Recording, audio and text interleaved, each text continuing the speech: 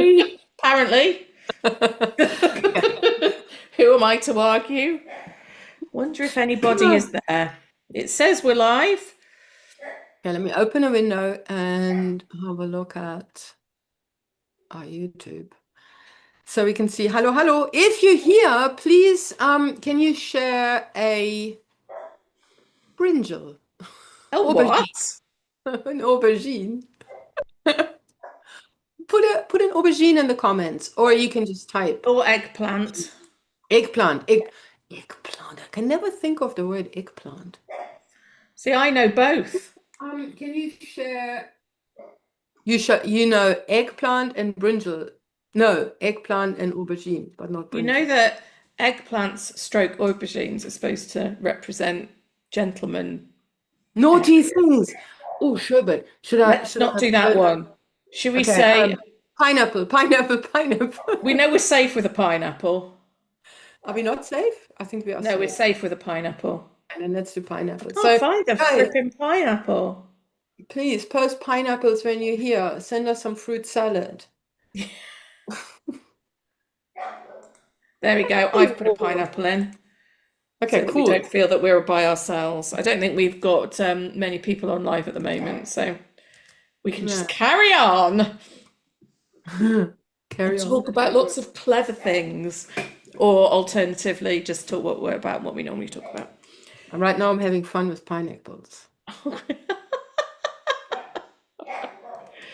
So we are going to be focusing today Yeah, we have questions, right? on We have lots of questions. We really want to move more into a question so that we're actually helping you guys yeah, and doing more of that and that guiding what we do and what we talk about. So we could just do with questions, questions, questions, questions, lots yeah. of them, Keep them coming. anytime. Keep them coming. Because that's Chuck how them we in. started, isn't it? That's how we started. And then Yeah. kind of the questions ebbed, and then we started to like just talk.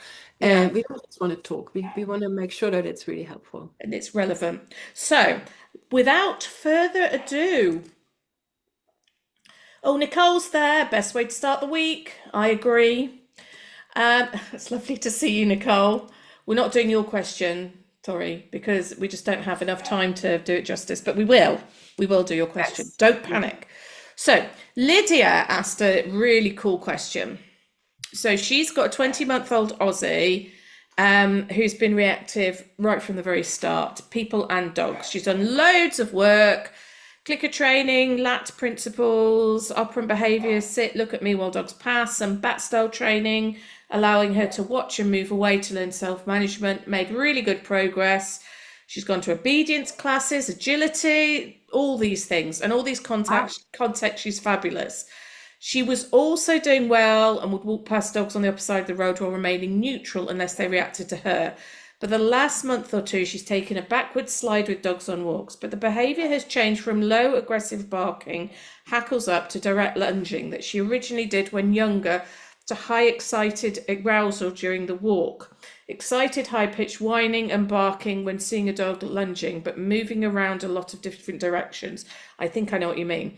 And the moment I'm trying to wait her out until she offers, look back at me, bridge and pay. Sometimes dropping food, sometimes handing it to her and waiting for the commotion to settle before moving on. If the other dog is also reacting, I'll try to work with her while I keep moving away. These are the techniques I used first time around, but since the behaviour now seems to be arousal and excitement rather than flat out aggression, I'm not sure if I just keep going with them or if another approach is more suitable. And she's not sure what that she's feeling about the dog. Doesn't feel like she wants it chasing away like she did previously. Shall I make a start on this one, Barbara? Do Yeah. chip in. So it's great that you've done so much work with her. Absolutely fantastic. And I am going to mimic something that Barbara says all the time, and that is we never know exactly what our dog is thinking. So all we're doing, and you're doing exactly the right thing, you're watching her body language and all that kind of stuff, but we still can't make a decision of exactly why we're seeing that behavior. Definite high arousal, 100% high arousal. But high arousal is present whether the dog is showing excitement or whether they're showing fear. I think that what we sometimes look at as being aggression is quite often anxiety or fear. And that would be my guess here. And the only difference really between fear and excitement is that excitement is a positive emotion and fear is a negative emotion. And it doesn't take a lot to go from one to the other. And a lot of the things that we can see will look the same because it's all about heightened arousal. Sorry about the sun being on my face. At least there is some sun. Can't Yeah. complain. So that's, I think, the first thing that I would definitely want to say. The other thing is because there's been a behavior change over the last couple of months, I'd want to be very, very sure that there wasn't any health issues or pain or anything like that going on, which is then paying into your dog's bucket and making that arousal go higher. So that's something that I'd be looking at. Any behavioral change, we want to be looking at if there's a health cause behind it. So take some videos if your dog just normally walking, that kind of thing. If you can, go to your vet so they can have a good look, and see if there's anything going on there, because quite often that can be the case. So the other thing that I would share really actually a recurrent theme that came up at the conference that Barbara and I went to back in July. And that is how important movement is for dogs in terms of regulation and self-regulation. And that's something that is really coming more and more to the forefront, is the importance of dogs moving. So if you have a dog in a sit or any kind of stationed behavior, sometimes it can feel a little bit like worrying for them, whereas movement gives them a lot more confidence and power and that kind of thing. You can think of it like if you were being chased by a bear and you're just sitting there, versus if you're actually moving and trying to do something about it. So it's kind of getting them to feel more empowered. So I would definitely use some movement. The other thing that struck me when I read it was that when she is doing her high-pitched whining and barking and all this sort of, whether it's excited behaviors, which it sounds like it quite well could be, and then waiting for her to look back at you, that's a bit too much for her. So those behaviors that you're seeing, she's saying, this situation that I'm in and where I am is too much for me. So if we're waiting for her to look back, we're actually asking her to do something really difficult. Now, I'm a great believer in the kind of allow the dog to watch and learn to regulate themselves and turn away from themselves, all that kind of stuff. I love all that kind of stuff. But in the situation you're describing, for me, I think that it's too much and it's too close. Mm. What do you think, Barbara? I totally agree. So this is the thing always, right? That when we want to work, what's the word now? What's the preposition? With, against, on? If we're trying to change our dog's overreaction, we're trying to change the reactive behavior. If you're in the presence of a trigger, the dog can't help themselves at that moment. Otherwise, Yes. would not be whining and stuff. So we need to reduce the intensity of that trigger, and out in the open world, in real life, the only way we can do that is through distance, really. Yeah, space, I isn't it? totally agree with you. And And plus, that fits in as well with the movement thing. I was about to say that. It doesn't it? Because you're helping exactly. that dog by Yeah. creating movement, by moving away. And absolutely over time, the dog is then able to look back, even at that distance that you're at right now, but that's the goal. That is not something that we can ask for in the moment that they're whining, right? We can only ask for that when they no longer, when they've come, when they've changed, to the degree that we have made that progress, that at that particular distance they can look back. But right now, waiting for that, I totally agree with you. is counterproductive, but because we're exposing them for too long, or the danger is that we're exposing them for too long. Obviously, we're not there. We don't see what is really happening. No. And Um, there's also there's a big danger we're creating frustration, isn't there? mm, Like more yeah, frustration for that dog, which then can kind of compound the behavior even more. and It could just increase and increase. absolutely, and I mean, I totally understand how difficult it is to work on this stuff in real life. You see, It in our really is. course, we actually have a term for it. We call it stealth training, isn't it? Yes. Yeah. So, Yes. and when we out and we have to have a clear plan. And most of the time, what happens is that, there is now the dog, and now our dog is reacting, and now we're trying to apply the things that we learned or have done in other situations. But the thing is, we always have that dog in front of us that we need to train. And sometimes it means that in exactly the same situation, with exactly the same distance and exactly the same kind of trigger, we have two different reactions. Absolutely. We won't go into the reasons why, but you don't know. On today, it might be different from what it was yesterday. So definitely, that was a long answer, and I actually just Yeah. wanted to, it's absolutely right. And it's about more training for the moment rather than in the moment, Mm, creating space, creating movement. yeah. Yeah. If if And you find making it yourself in easier. exactly when you find yourself in the moment, which we completely get this, that Yeah, happens. we've all been there.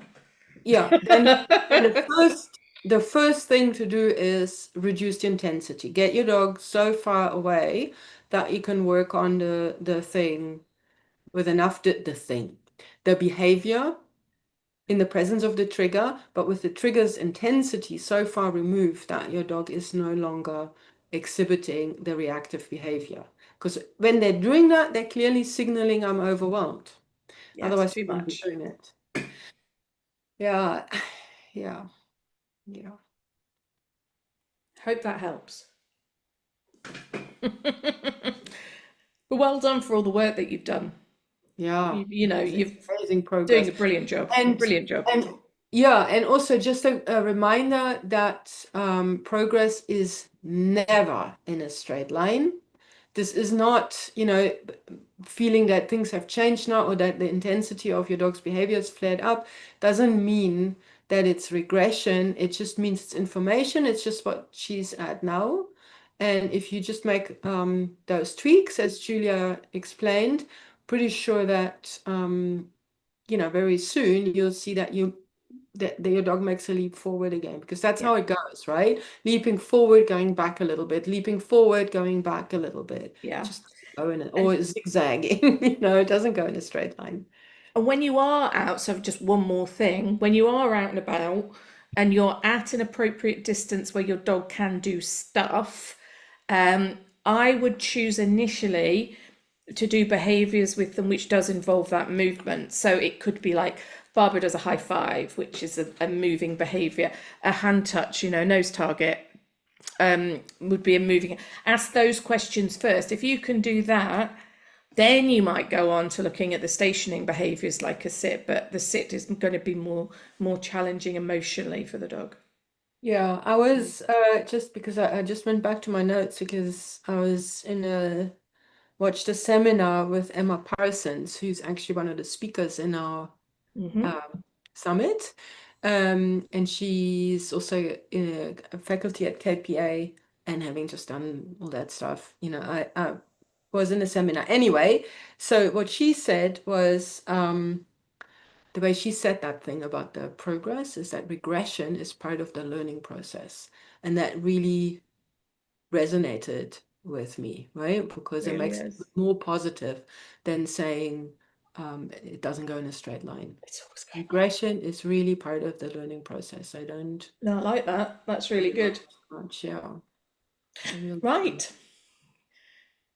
Shall we have a look at some of the other little Yes. questions? I don't know if there's a little.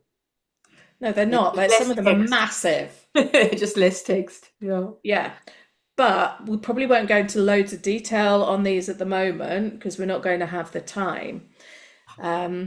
but it was because of where they came up, wasn't it, really, where these questions have come up.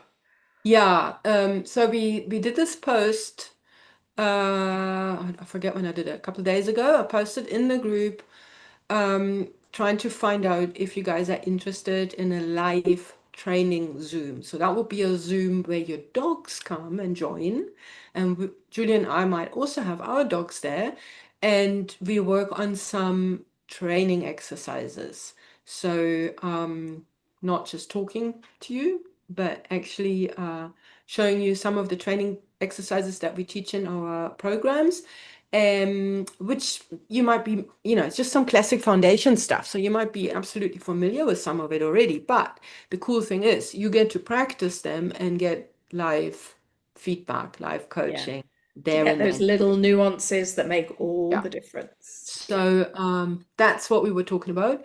And then a bunch of you responded. So we're excited. So it looks like we're really going ahead with this.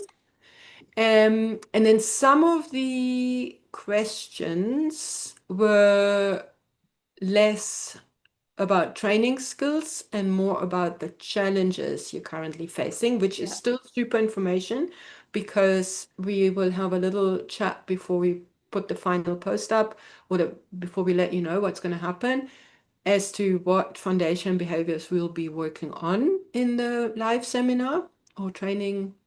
What shall we call it? A clinic? Online clinic? Don't But know. train along, we normally call them train alongs, don't we? Yeah. Anyway, but we thought since there are other layers, there's training and then there is working on the dog's emotional safety. And that we look at that today. Yeah. Some of it. I have to learn to be less wordy, hey? A bit more I structured. mean, I wasn't going to ask. I wasn't going to say, Barbara. Yes. Right. So the sorts of things we had Lisa, who loves the train long idea, and she struggles with barking and running at the TV when dogs show up. So she's feeding Sue won't bark and run at the TV, and he'll eat, but he's sharky and tense. I know exactly what you mean. And then continues to watch the TV on high alert in case there are more dogs. Oh, So so dogs on telly, arousal through the roof. exactly, yeah. So there's a couple of things I would first isolate. That is finding, so definitely always some journaling. Is this happening every day? Maybe not if there's not dogs on TV every day. Is it really always dogs? Um, is your dog responding to the picture? Is your dog responding to the Sound. sound? Yeah. Right? That would all be valuable information. Also valuable for you to know will be, does that happen any time of day or only certain times of day? That's where the journaling comes in. What happened on that day before? Because we all know that when our dogs are already excited, say around about dinner time before I go Yes. to the feed, they're definitely Giddy giddy. and then they'll react to stuff easier and quicker and maybe more volatile than I don't know, mid-morning or mid-afternoon when there's no expectation of anything happening and they just snooze. So that would be stuff that I would always recommend you to gather information together. And then feeding, so he won't bike and run at the TV. So we're using feeding as a distraction, it sounds like. Yeah. Which is a good short-term strategy, but it's not going to help you in the long run. Not that we don't want to use food. It's just that we've got to be more strategic, I think. What would be what is the thing that immediately comes top of your mind, Julia? I mean, you said some of the things that I was thinking, Hmm. like isolating sound versus visuals, that kind of thing. Because once you know which bit it is, we can start breaking it down. Yeah. And I would probably, even if it's both, because one could have become a predictor for the other, I would still break it down. So I might do things like whether you do, have some lovely training sessions that you do, or I would use Ace Free Work myself, and Mm. then maybe have a very low level sound of a dog. Even if you have to have it on YouTube, on your phone, at the lowest possible volume, and then under a pile of cushions in the other room, because our dog's hearing is that much better than ours. If your Mm. dog if that's what your dog needs just to be able to get on and be relaxed and cope, do Yeah. that. And it's like we were saying before with Lydia's question, it's about how can we drop the level of the Inten- trigger Yeah. low enough so that our dog is actually comfortable. Yes. We don't want them to just be managing, but still uncomfortable, but not barking, so we're okay. We need it to be a level where they are actually comfortable. And then super gradually, keeping them within that comfortable level, increase it little bit by little bit. You might look at, having things like cardboard cutouts of a dog, so they're not actually moving, you know those sorts of things, approximations, or having things on still, like a freeze frame, I was gonna photos, that kind of thing for the visuals, that might work. and But making sure the dog is actually doing something, so yeah, that becomes background, becomes irrelevant. yeah. That's what we need it to be irrelevant. Perfect. And the cool thing with the TV is that we don't have to do stealth training. See, so you Yes. don't, rather than you watch TV, you never know when a dog will come up unless you're watching a dog movie. And with this going on, you probably avoid those. So you never know. There might be a commercial, there might be something that it's like there's a dog, now the dog goes, Yes, yeah, right? especially at So this you time of don't, year. you can actually be strategic because there are things like YouTube or whatever that you can pull up on your TV. You can do exactly as Julia says, expose the dog to trigger at an intensity where your dog feels safe and doesn't feel that they need to react. And if that means that you're changing it from the TV to the sound in another room, or you have the picture on the TV, but maybe you can turn it so that you can be a bit further away than where your dog is when you normally watch TV, that sort of thing. And then you got options. So you can do what Julia was saying, you can do ACE-free work, which is great. I just had a client, I haven't even told Julia that. Yeah, a client who's had huge, huge success with something like that. 'Cause, I mean, I'm not qualified to do ACE-free work with people, but just looking Start up my next module today. I'm very excited. yeah. But you can look it up, and there is lots of things that you can use. Or if you are more sort of somebody who wants to be more active and involved with the dog, you can totally go and do some easy peasy training where you do stuff that your dog finds easy. So you're not asking hard questions. If your dog is really good with the hand targets, knows how to sit or lie down or whatever, you can work on those things. Doesn't matter.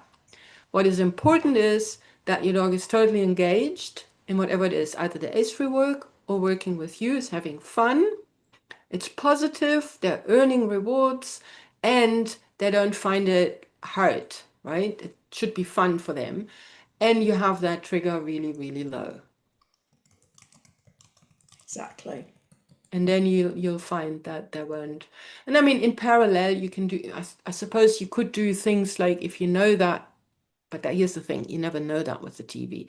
But if you wanted to watch whatever these, I don't actually like most of those dog movies, but if you wanted to watch something like that, you could use management, right? Exactly. Have them in a Either put the different dog room in a safe initially. other place with a bone and eventually progress to Yeah. them enjoying whatever it is. I had a client with this exact issue, and their dog, he would launch himself. They had one of those massive TVs, and they were just terrified he was going to like smash through the screen. It would come off the wall, and that was actually a real Yeah. thing that might have happened. So the first thing we did was management, partly for safety, but also so that the dog's not rehearsing the behavior that we don't want to see. So, Yeah, that's the and then thing. while they worked on all this other stuff, which worked really well. So, And here's the thing. It's another gem. That is that management is part of the learning too, right? totally. Sometimes I think there was another question about management that comes, and then we can repeat that again. But the thing is, management is part of the learning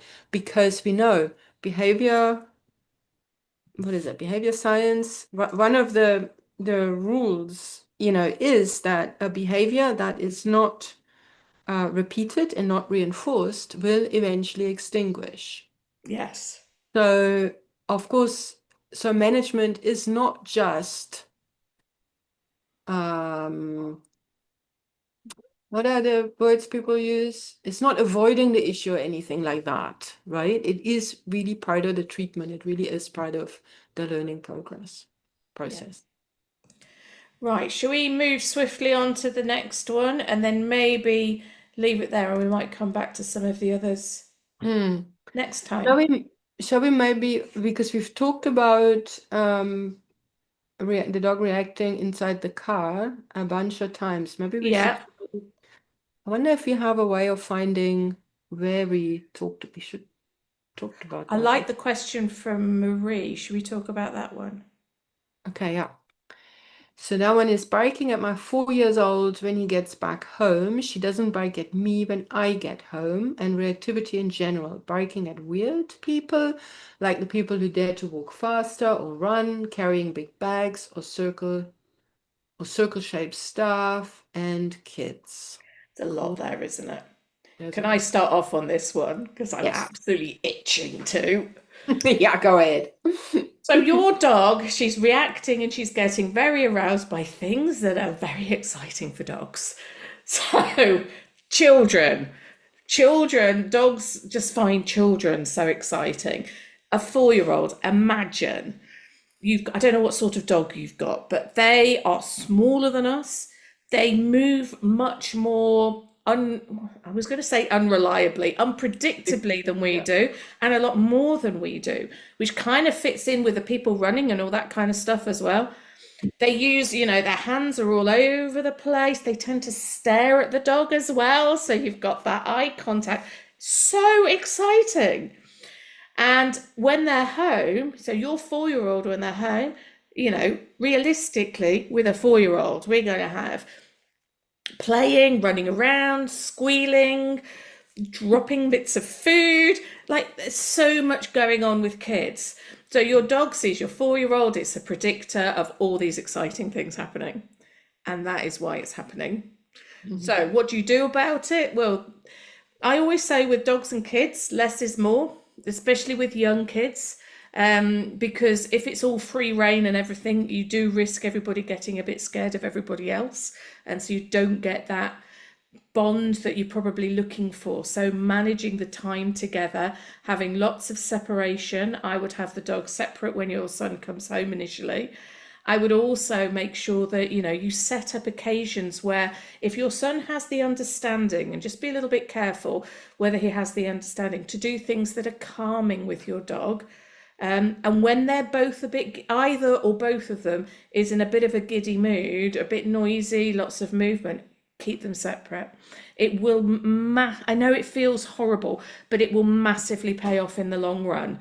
Because then you can gradually get your son involved in working with your dog in a way that's appropriate and is going to be safe for both of them, and is going to be a really firm foundation for a really super duper awesome, fun relationship between the two of them, which is what we want.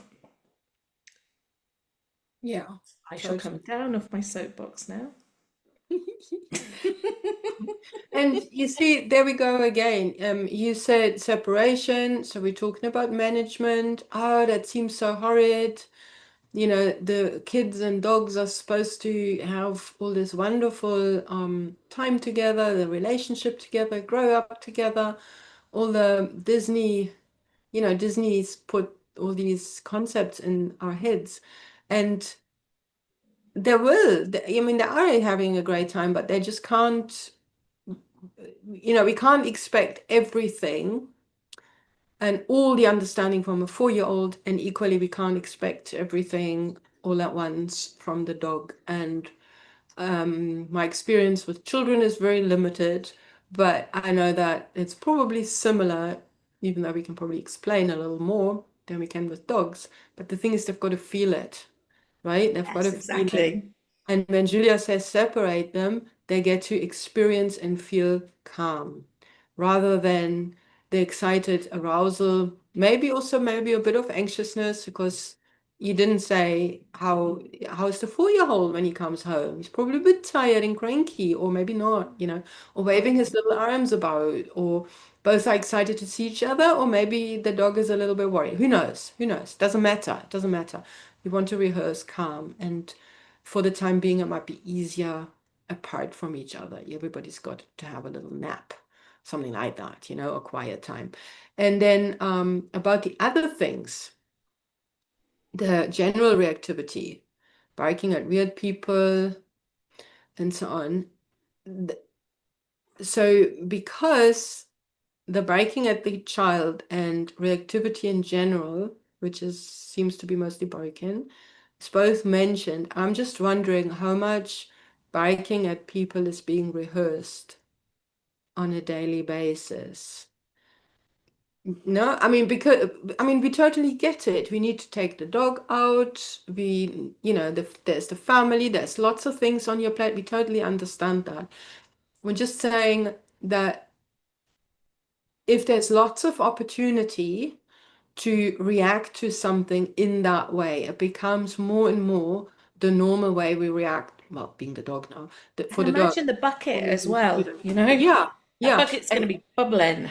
Exactly, absolutely. So all these things keep happening. So the more calmness you can insert, walking where you don't encounter those kind of people, that would always be the first thing to do. And since we don't know much about your dog, we should probably have led in with, if there's any kind of reactivity, you always want to make sure that there isn't something funny going on with your dog elsewise, right? That's because we don't know. So that's always something that you want to check first. But then let's not expose the dog so much to the things that they find scary. Have lots of calm time at home. Ace-free work, general, lots of chewing, decompression activities, enrichment, calm stuff at home happening. And try to keep your walks short and on routes where you're not exposing the dog to those triggers. Yeah. And so that we overall, that nervous system can settle down, or it go with the bucket, so the bucket can first empty. And then we can look at working at But as always, if you have any follow-up questions, you want to give us some more information, just stick it in the group, and we can, as we said at the beginning, we want to kind of make this more of an interactive type of thing, so do feel free. Yeah. And just before, because I know we have to sign off soon, but all these things, if you want to go and check it out, it's up on our website. Our foundation course is Finding Your Footing. And we talk about, or in that course, we give you step-by-step lessons about all these things. How to set up, what management to use for your specific situation, what kind of decompression activities would be good for your dog in your situation, in your family, etc. Right? Help with all of these things, and then also foundation exercises that will help you build up the dog's confidence, because reactivity is always down to not feeling safe, lacking confidence, and not having an alternative way of expressing or knowing what to do in a particular situation. So all these things, we've got lessons in there for you. So depending how much pain you're feeling right now, we really want to encourage you to come and have a look. And we have a thing coming up, because it's Black Friday end of this month. It might be something so keep your eyes peeled for that.